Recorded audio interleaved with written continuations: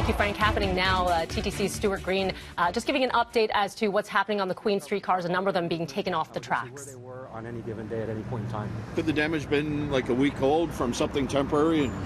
So yesterday what we know is that there were 3 streetcars that suffered failures in service. So these were pieces of metal that were sort of dropping and hanging off the braking system. And that was 3 of those yesterday, and then we consequently found 4 more that hadn't registered a brake failure. And then, as I say, last night we brought that number to 25 in total. So the damage was occurring yesterday morning, sort of Monday night into Tuesday morning.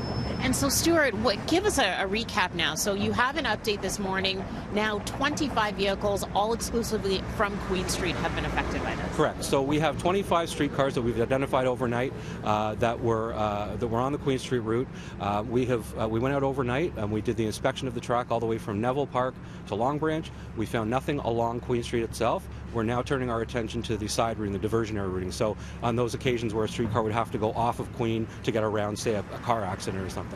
So that's what we're looking at now, and we hope to have some answers on that by early this afternoon. Okay. And when it comes to putting streetcars back on Queen Street, do you have any idea when you may start to introduce them again? So if we can clear service, if we can clear Queen Street and then all the diversionary routing, we can put streetcars back on. Our challenge, of course, is that we're down 25 streetcars on a relatively fixed fleet.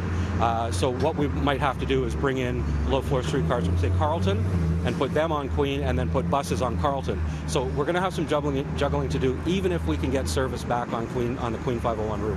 Right. 25 damaged cars now. How long will it take to fix those? The fix itself is not that complex. The fix is a fairly set piece of metal that's replaced by our mechanics. They can do that in a few hours.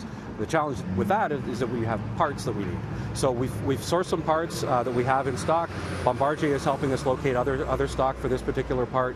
So once we get all of those pieces in place, then we can start replacing them. We put 2 new streetcars into service yesterday that were just recently commissioned, so that helps offset that a little bit. But our challenge now will be the time to repair the streetcars, the 25, and sourcing the parts for it. What if nothing is found on those diversionary routes? What if nothing's found? Or are you just going to go back to business as usual? Yeah, we will do. Our whole priority through all of this has been safety, right? It's safety first all the time, which is why we stopped service yesterday. The testing that we're doing now and the inspection that we're doing is quite detailed. We've got ultrasounds out there. We've got little cameras on the wheels to watch for any anomalies. So we're doing a lot of work in terms of safety. So if we clear the entire 501 and diversionary routes, we'll bring streetcars back.